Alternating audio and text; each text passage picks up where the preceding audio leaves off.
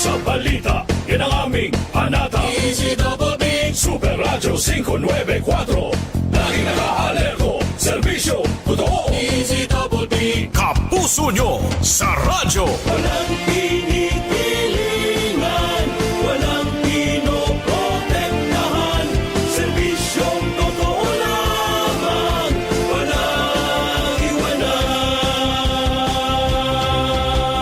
May paninindigan, matatag, maaasahan. DZBB Super Radio 594, Kapusong Pilipino, lahat Super Radio. DZBB Serbisyong totoo. walang